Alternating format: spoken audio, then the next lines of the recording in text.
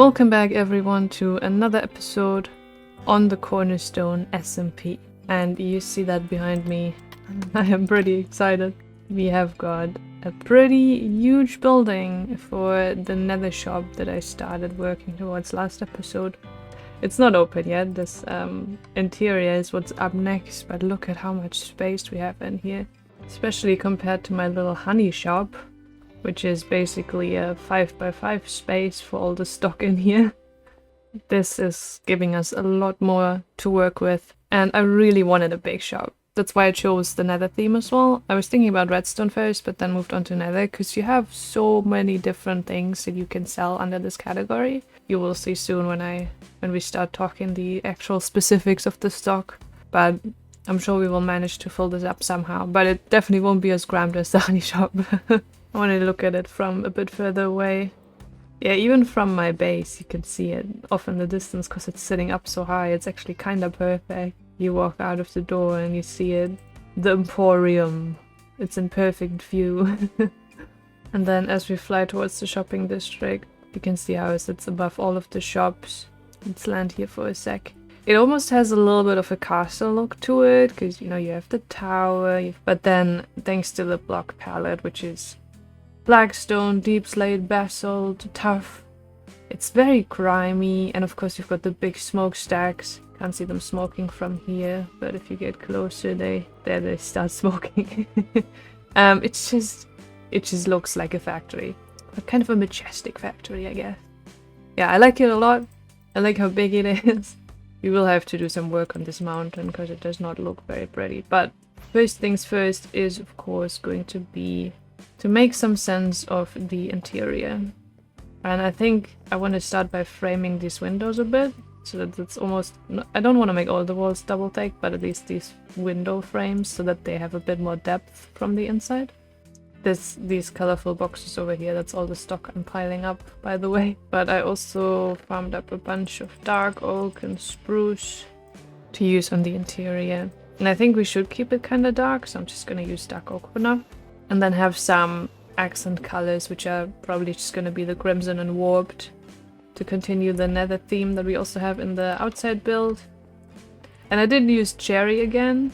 Oh, I actually used some very similar color patterns to the medieval house that I built last episode. You might recognize I used the calcite and birch again up here together with the quartz to give that more texture. And then we have that gradient again with the nether brick, the crimson and the cherry. This time in a completely different context, but I think it looks very pretty, and it does communicate that this is a nether related building.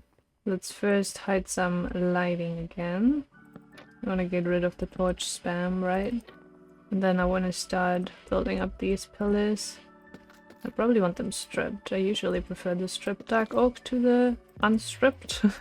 And then I think the ceiling is gonna sit at this block, so we'll have torches again here.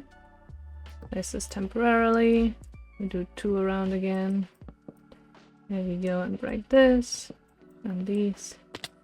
And let's do the same thing again here. I can definitely hear mobs, and I think they're under the floor because that is not lit up. That is something I will ignore right now and then take care of later. And we should add in a little bit of an arch here, I think. Go like this, and then... Can I do this? Yes, it plays correctly. Okay. Like that, and then one more here. And we got a nice little arch just around the window. I'm gonna continue that for the rest of the windows.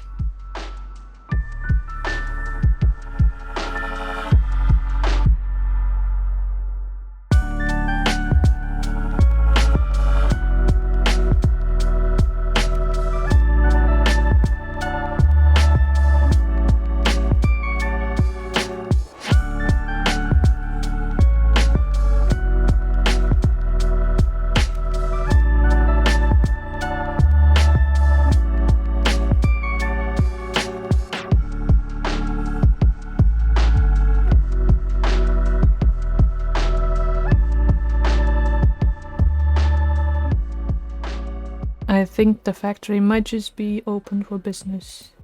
I kept it all as one big room down here. There's still space above the ceiling, which maybe I'll just use for my like personal storage. But all the sales just happen here on the ground floor. And we've got lots of stock already.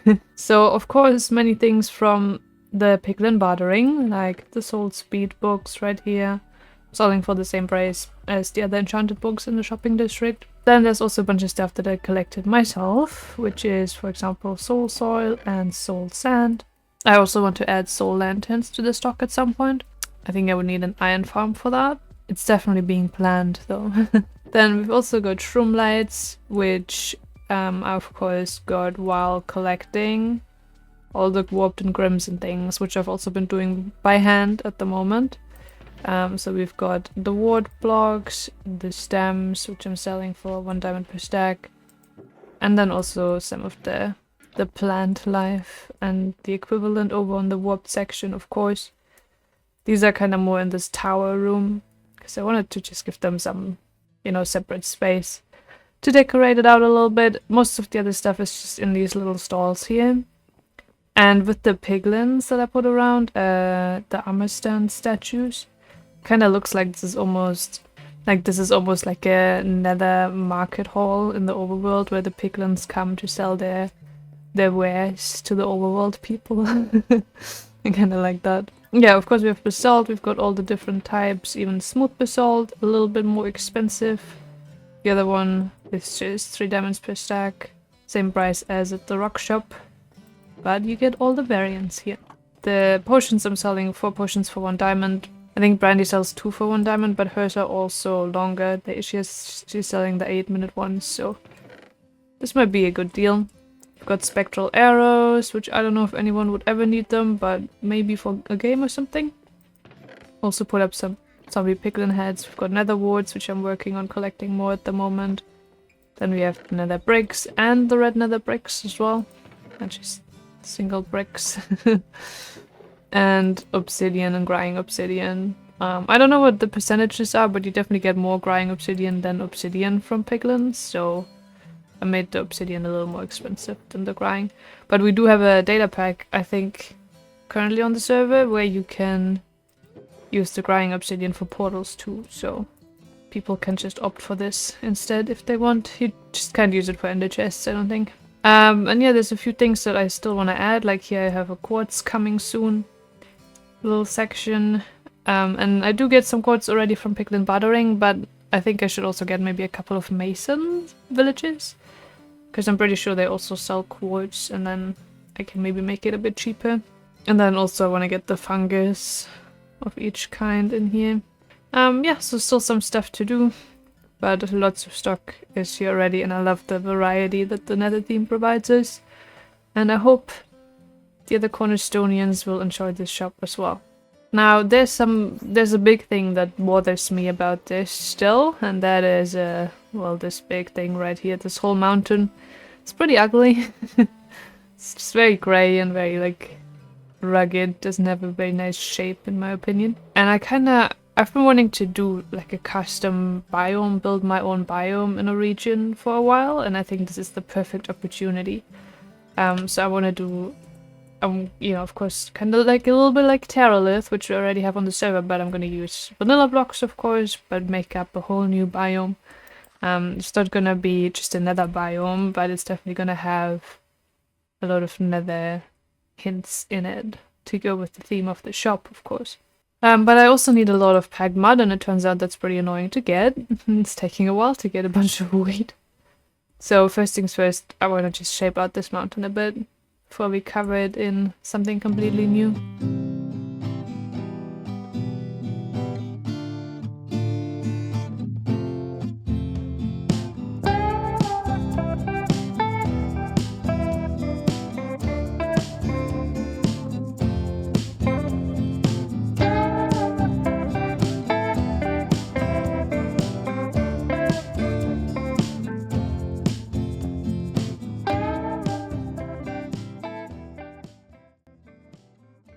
The shop has been officially open for 1 freaking day, and I already sold out completely of 1 item. I don't think you can guess what it is. It's red nether brick. That was one of those things that I just kind of wanted in there for like completion's sake, but I don't feel like anyone ever needs a lot of. But I guess someone does, and they bought me all a lot of red nether brick. So this is my netherward setup at the moment. My base is becoming a big old mess. But right now we're going over function. We're going function over looks. Because I guess we need to provide the server with the red nether bricks. Won't be able to restock the whole chest right away, but at least a little bit. It's a rainy day on the server, but look at that. A factory in the fog. And you can see I did I smoothed out the mountain quite a bit, but it's still gonna take a lot of packed mud to cover this thing. I'm also still playing around with the actual design of the biome. I know that I want some custom trees in there, but I might also want to mix a nylium in the ground. That might make it easier because I'll have to collect less packed mud, which would be nice. Right, but yeah, look at this. I'm just gonna restock this a little bit right now and leave the rest of the diamonds because it just looks better. And then we also made, of course, the warped stem sails. I expected this. I thought this would be the best selling item in here, so I'm gonna go farm up some more of those as well. I just landed on a perfect 9 stacks, and that's so satisfying that I'm just gonna use that to restock real quick. And also I've been thinking, because I get a lot of wart blocks when I'm breaking down these trees, maybe I use that for the biome floor, the custom biome on the hill, instead of nylium, because it's just a lot cheaper. I'll do some experimenting and figure that out. But first, let's grab all these diamonds. We have a new thing on the server that Chuckles just showed me, where you can get this painting table, and then it gives you custom mini heads from a website. You just copy these codes. Feels super Minecrafty. No, but I actually think this is very cool. And then you put in 1 quartz, and then the dice, so it actually costs a little bit, you know, which is cool. Then the book with the code, and you get the head that you want, and you get the book back as well. This is supposed to be a little husky. But very chunky husky. But this is very cool. I'm gonna play around with that quite a bit for sure. I have some gifts for you. Oh my god. Such a long elevator. Isn't it so cool? So one is this. You just kill the dog. No, it's a chunky husky. Supposed to be a tiny husky. It just looks very chunky. And then I also got you this. Oh, sick. Master Chief. You look epic. Chief.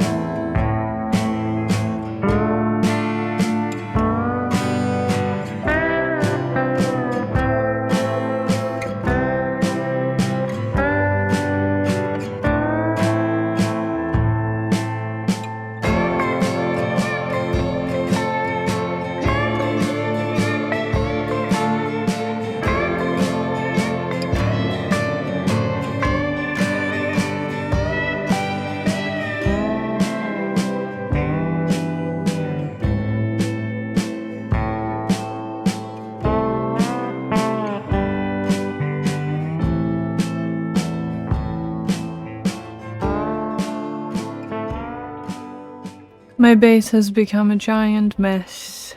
Look at this, just a random wheat field in the middle. Got...